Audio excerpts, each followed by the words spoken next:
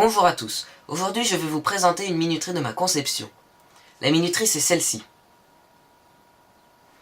Nous verrons tout d'abord quelles sont ses caractéristiques et comment elle fonctionne, et ensuite nous verrons ce qu'il y a à l'intérieur. Cette minuterie comporte sur la face arrière des connecteurs relais, du connecteur d'alimentation secteur, du connecteur d'alimentation basse tension et du sélecteur d'alimentation. Sur la face avant, elle se compose du bouton de mise en marche, du bouton d'arrêt, des boutons de programmation et de démarrage, du bouton d'allumage du rétroéclairage et du bouton de blocage relais. Maintenant, je vais commencer à utiliser cette minuterie. Pour ce faire, je choisis une des deux alimentations. Par exemple, l'alimentation secteur. Dans ce cas, je me munis d'un cordon de ce type-là, que je connecte ici, et l'autre côté, dans une prise secteur. Voilà. Je positionne le sélecteur d'alimentation sur alimentation secteur.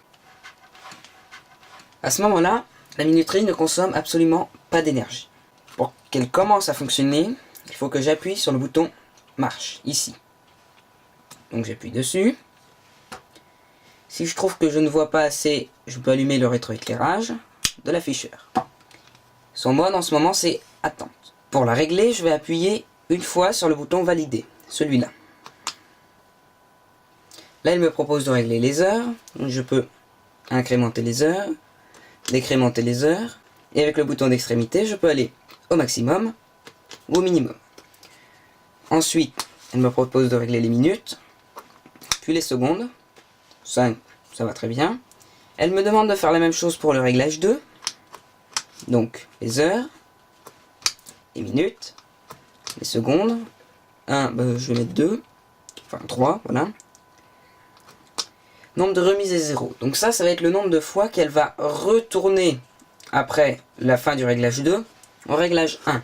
Ce réglage-là, il va de 0 à 255. Je valide. Là, elle me demande sur quel réglage de la minuterie je vais vouloir que le relais de sortie s'active. Donc là, c'est sur la minuterie 1. Et là, je peux le mettre en minuterie 2. On va le laisser en minuterie 1. Je valide et il retourne en mode attente. Maintenant, je vais démarrer la minuterie en appuyant 2 secondes sur le même bouton que pour régler, c'est-à-dire le bouton valider.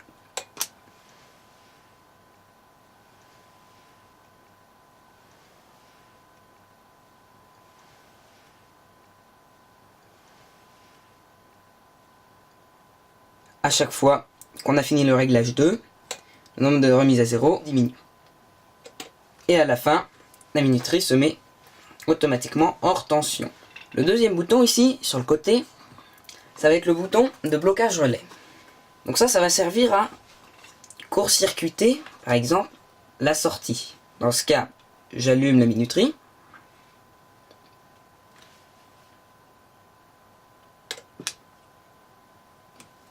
Je la mets en marche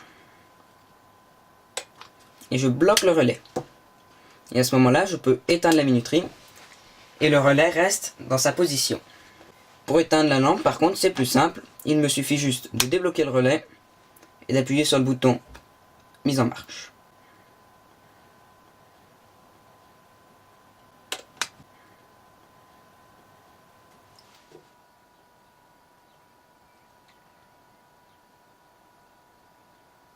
Mais qu'est-ce qu'il peut bien y avoir là-dedans? Je vous propose de le découvrir en dévissant les 6 vis et en ouvrant la face avant. C'est parti. Pour cela, je me munis d'un tournevis et je dévie les 6 vis.